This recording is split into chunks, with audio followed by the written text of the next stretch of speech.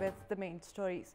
Budget sanctioned to lawmakers in the name of electoral constituencies come under deep scanner, move seen as a massive misuse of state coffers.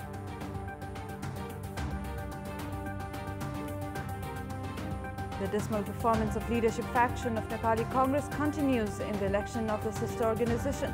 Ramchandra Podel panel clinches trade union Congress as well. Afghanistan extends its unilateral ceasefire with the Taliban following an initial truce observed by both sides over the Eid festival period. And Argentina forced to share points by spirited Iceland team. Croatia makes a winning start to the World Cup. France register a hard-earned victory over Socceroos. Let's begin with the latest national political updates.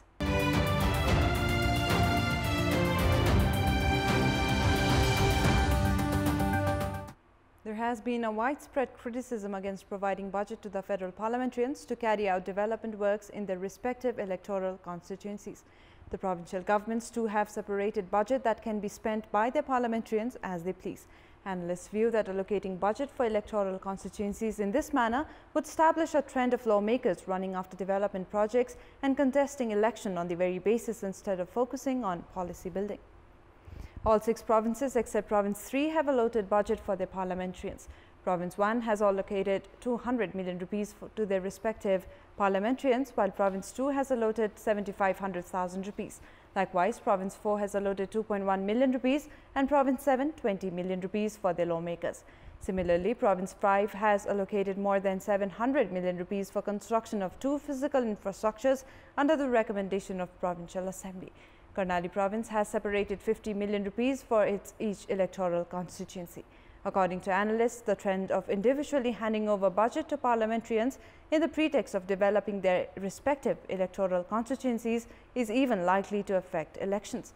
It is now not a new phenomena that a country like Nepal, which is still striving for basic development and stability, to repeatedly have same political leaders or parties in the national leadership. They continue contesting and winning elections by luring the public out of glossy development promises.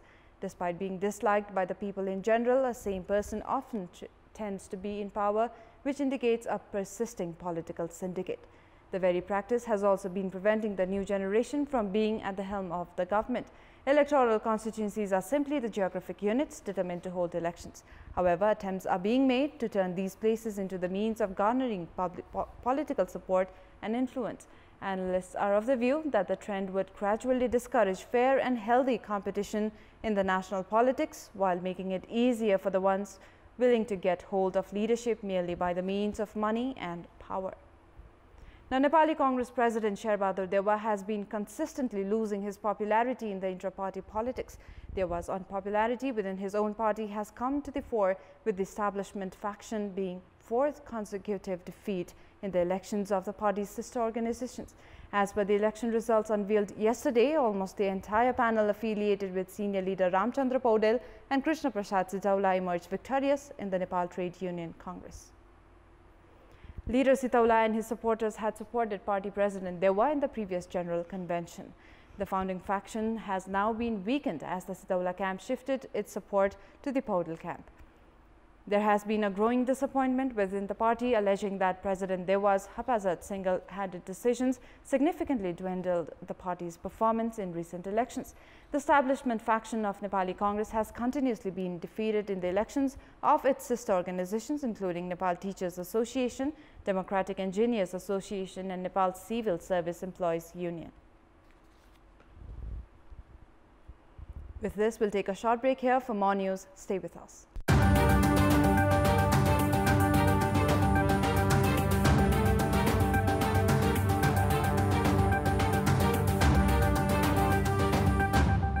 Welcome back. What looks like a blatant imitation of the federal parliament, the provincial governments too have allocated budget amounting to up to 50 million rupees to their lawmakers in the pretext of developing their respective electoral constituencies. In this context, we asked the residents of Thapa, Chitwan, Pokhara and Dang how would the practice influence elections in the days ahead. Let us now take a look at what they had to say.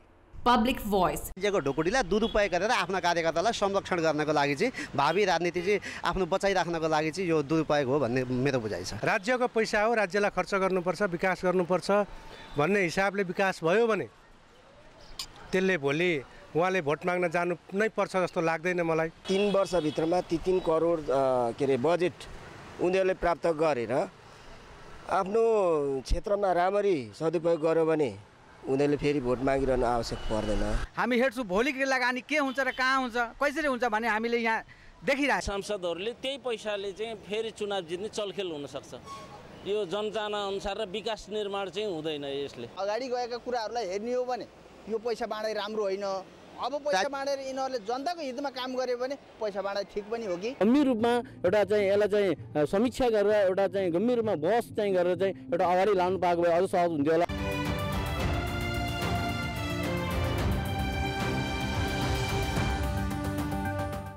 It's now time for the international update.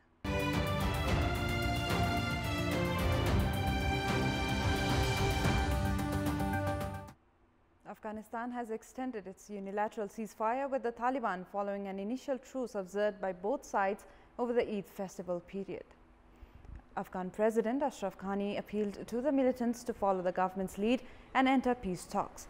In extraordinary scenes, militants have been embracing security force members and taking selfies with citizens. In a TV address, Ghani said that the government was ready for comprehensive negotiations with the Taliban. He said that the past day where Taliban and government forces and officials mingled during Eid al-Fitr, the end of the holy fasting month of Ramadan, proved that everyone wanted peace. The Taliban announced the 3-day halt to hostilities earlier this month, days after a unilateral ceasefire lasting until Wednesday was ordered by the government. It is the Taliban's first ceasefire since the government they ran was toppled by the 2001 US-led invasion. China has accused the United States of firing the first salvo when the White House said that it would impose tariffs on 25% on $50 billion worth of Chinese goods. The Chinese government said that it would respond to the US tariffs, which would apply to roughly 1,100 exports and will target China's aerospace, robotics, manufacturing and auto industries. The statement of China's Commerce Ministry said that the United States had kept changing its mind and now launched a trade war. It clarified that China does not want a trade war, adding that it would fight back vigorously in defense of its national interests, globalization and the world trade system. Beijing stated that, like the US tariffs, China's retaliatory tariffs will be rolled out in 2 waves and they will start on the same day. Beijing will impose tariffs on 545 US items worth $34 billion, including agricultural products, automobiles and seafood starting on July 6. The announcement confirms a threat first made by US President Donald Trump in March and follows months of trade talks between the two sides. The United States is targeting 800 Chinese exports worth about $34 billion starting July 6 and another 280 or so after a public comment period. President Donald Trump has long complained about China's huge trade surplus with the United States. And with this, we'll take yet another short break. More news when we come back.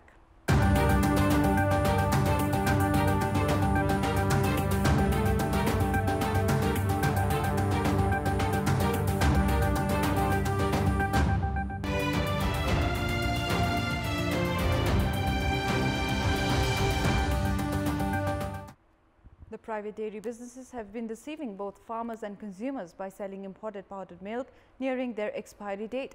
A significant amount of domestically produced milk goes to waste for farmers not being able to sell them due to milk holiday imposed by daily businesses. On the other hand, around 2 billion rupees is spent to import the powdered milk every year.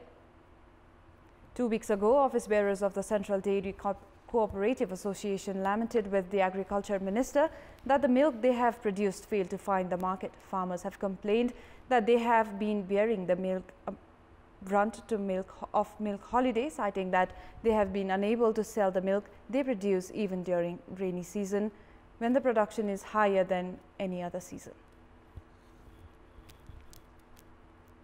And it's now time for our segment Public Pulse, where you text us with your opinion. Public Pulse. Your question: what should be done to reduce the import of powdered milk? Your options are A. Increase tax, B. Operate domestic factories, and C. Annul milk holidays. The voting for the question is on. You can type NEWS, select your option A, B or C and send it to 34001 to share your opinions with us. And with this, we'll go for some sports update. Sports news.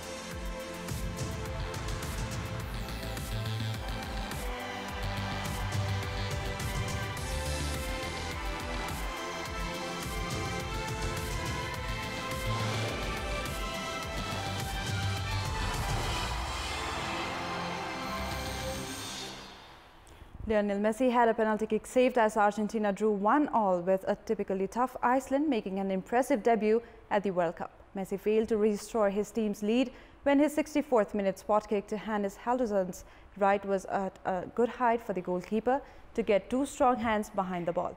Argentina opened the scoring in the 19th minute with a top-class finish by Sergio Aguero, spinning away from a defender to fire a rising left-foot shot. Iceland levelled 4 minutes later via Alfred Finnbogenson's volley. The tiny Nordic island team created several first-half chances despite having only around 25% possession and put up a solid wall to deny Argentina's waves of second-half attacks.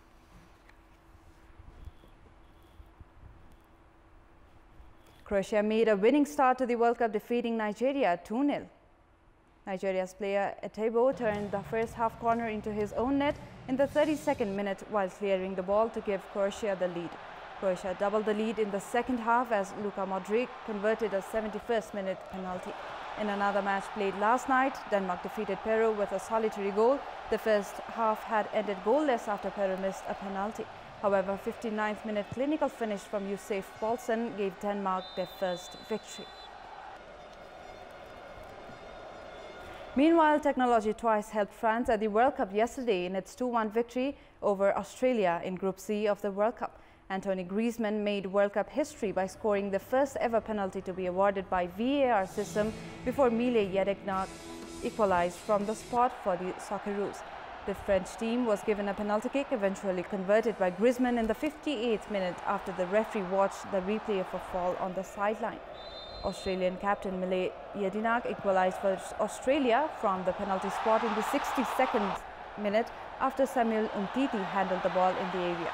Paul Pogba came to rescue of the French team with the decisive goal in the 81st minute as goal line technology was used to confirm the ball had crossed the line after bouncing down off the crossbar. Meanwhile, in the matches slated for today, Costa Rica takes on Serbia in the first match, followed by a match between Germany and Mexico. In the last late-night match, Brazil will take on Switzerland. And now, before we wrap up, here's a look at the top stories one more time. Budget sanction to lawmakers in the name of electoral constituencies come under deep scanner, move seen as a massive misuse of state coffers.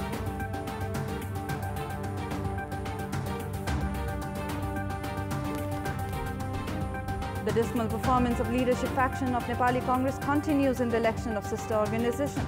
Ramchandra Paudel panel clinches election of Trade Union Congress as well. Afghanistan extends its unilateral ceasefire with the Taliban following an initial truce observed by both sides over the Eid festival period. And Argentina forced to share points by a spirited Iceland team. Croatia makes a winning start to the World Cup. France register a hard-earned victory over Socceroos. That's all for the moment. Our next English bulletin will air at 11 a.m. Stay with us for more news and entertainment on KTV HD. Have a good day.